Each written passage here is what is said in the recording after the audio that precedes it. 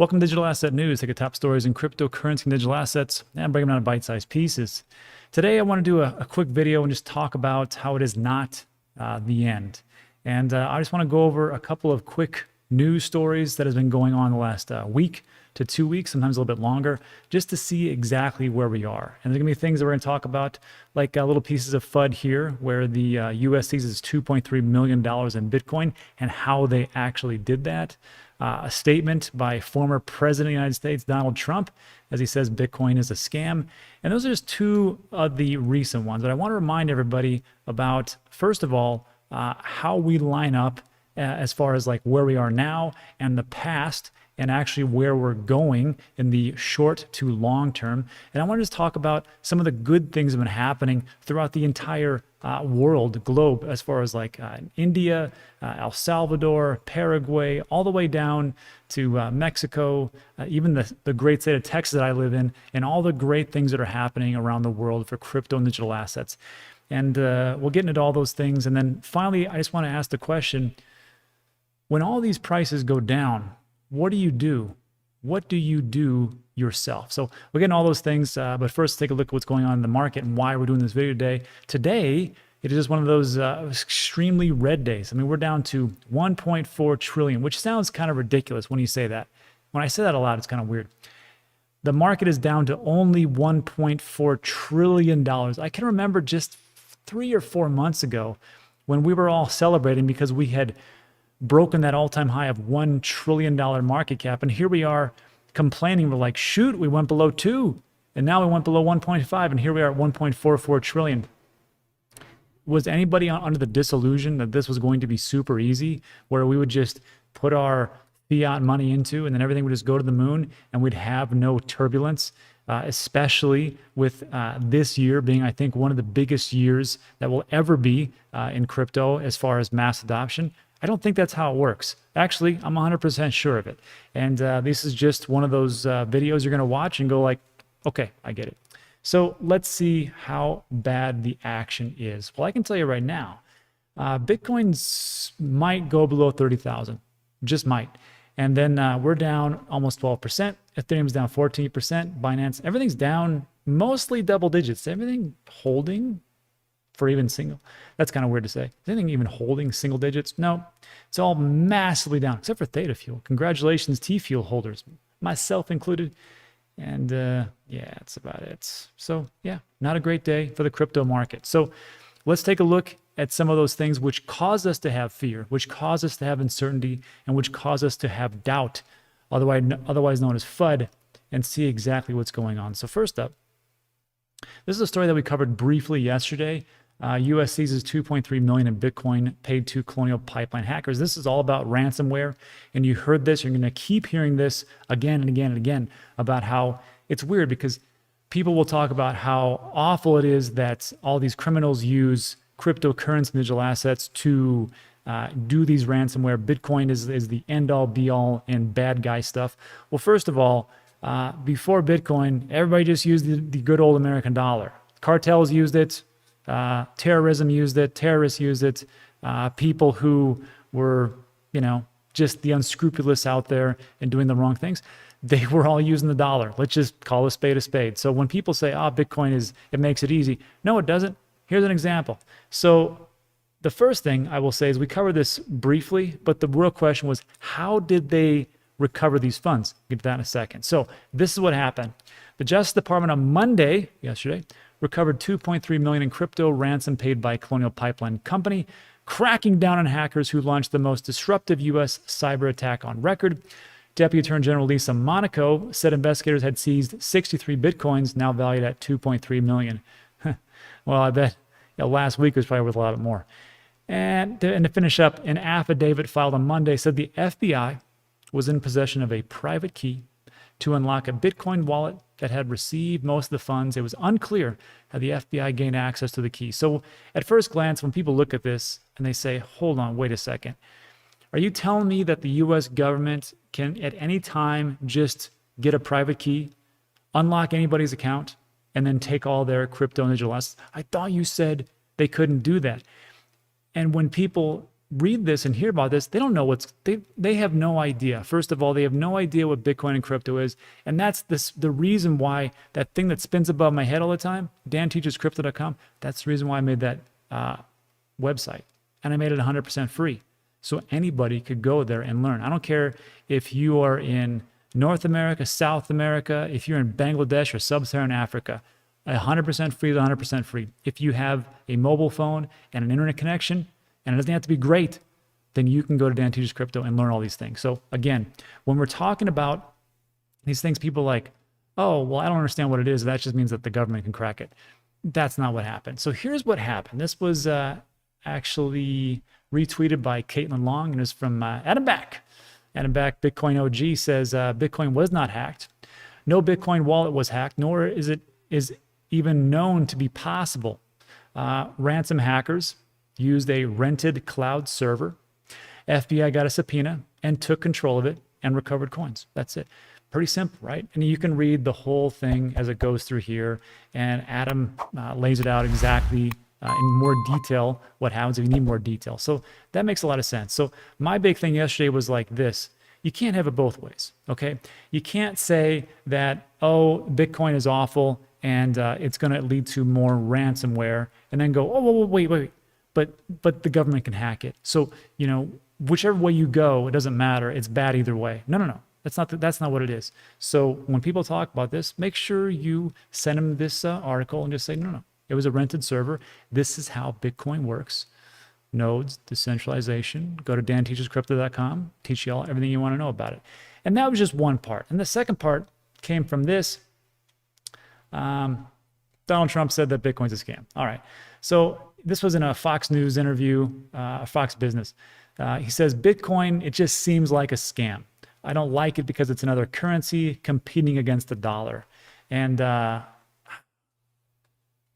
somebody had said, they go, I didn't hear him say anything except that Bitcoin's currency. That's fantastic. And that is what he said. He's really much saying that Bitcoin is a currency. He goes, but I don't like it's another currency against the dollar. I want the dollar to be the currency of the world. That's what I've always said. And then just as a recap, in 2019, he said he was not a fan of crypto.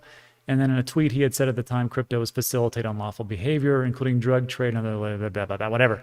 So same thing that we hear again and again and again and again. So that's never good when you hear a former president of the United States say that the asset that you are investing in is a scam. I don't care how you want to slice it, not a good thing. And that could lead to this dip, these two stories. And then, but you have to remember, this is probably the most important part.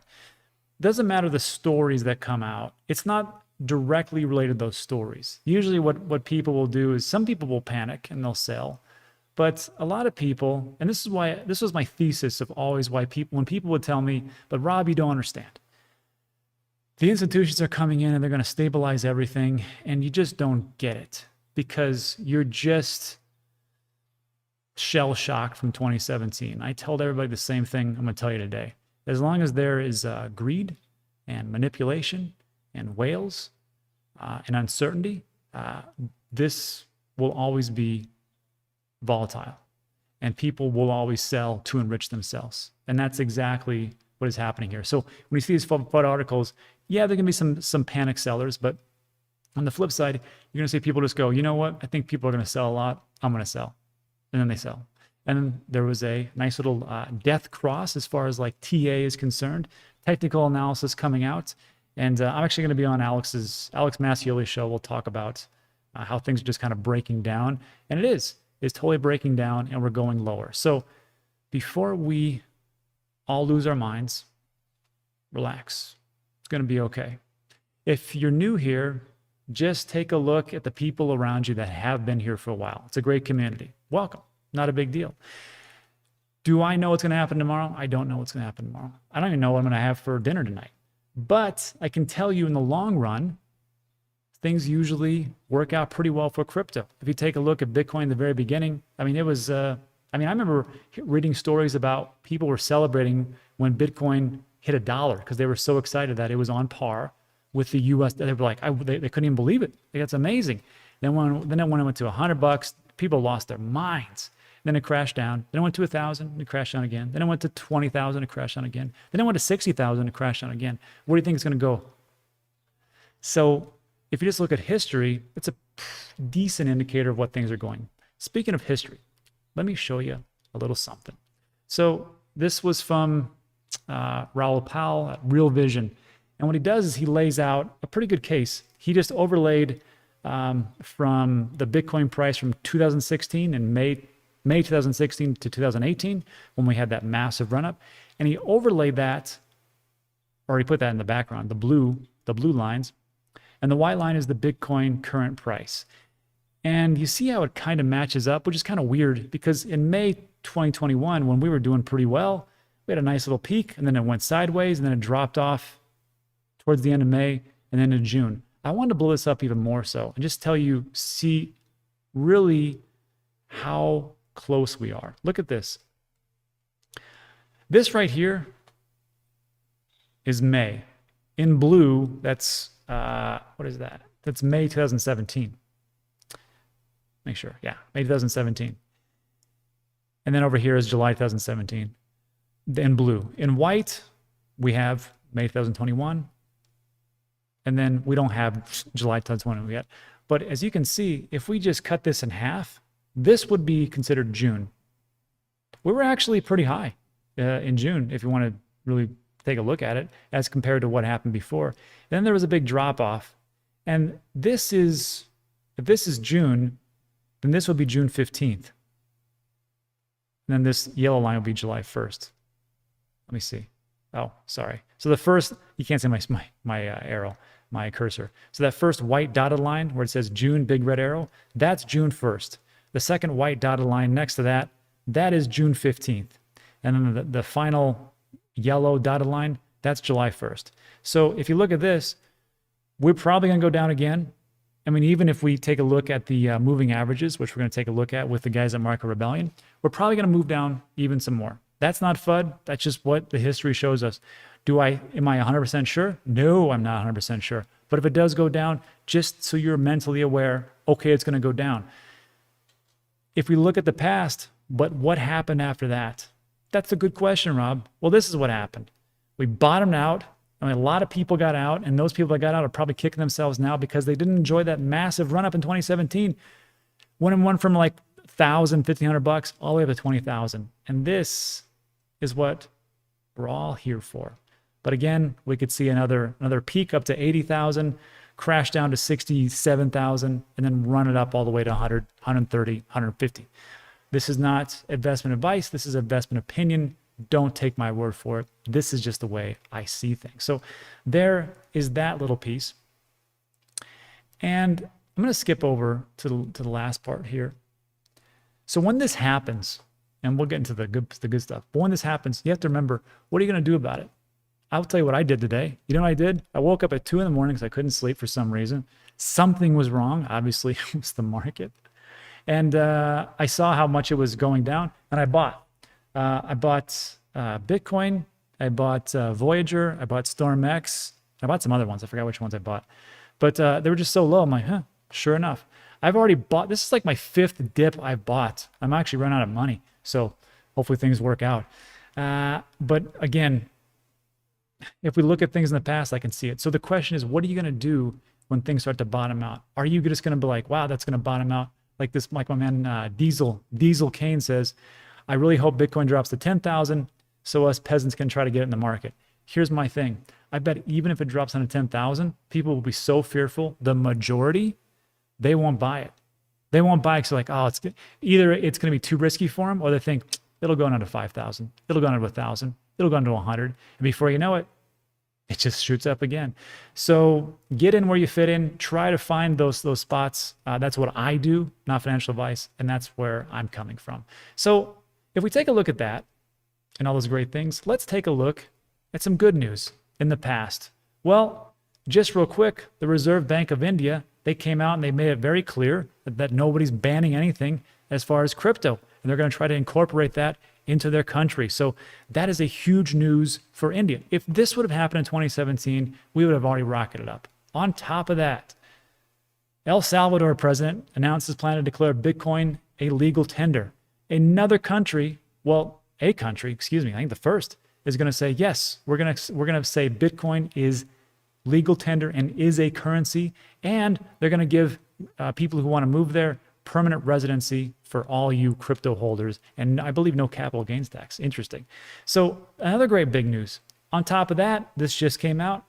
Paraguay congressman calls for Bitcoin adoption. They're going to be working within the parliament or whatever they have over there to actually move Bitcoin, to actually adopt it in their country. On top of that, we've also seen that there's a politician from Mexico with laser eyes. I think we all know what that means. And then finally, from the great state of Texas, we've got Greg Abbott coming out, this is a couple days ago, and said, hey, look, I just signed into law a new bill where we're going to have a master plan for blockchain for Texas. If we would have had all this in 2017, we would have lost our minds. And that's why, even though that today is an off day, when in doubt, zoom out. I know it's tough to do those things, but you have to take a look at the entire picture of what's going on. I personally believe that there's a lot of manipulation going on to drive everything down. I, for one, am not selling. And that's it. So thanks so much for watching all the way to the end. I really appreciate it. If you like this video, give it a thumbs up. That helps the channel tremendously. Also consider subscribing, as everything we talk about is time sensitive. That's it for today. I appreciate it. See you on the next one.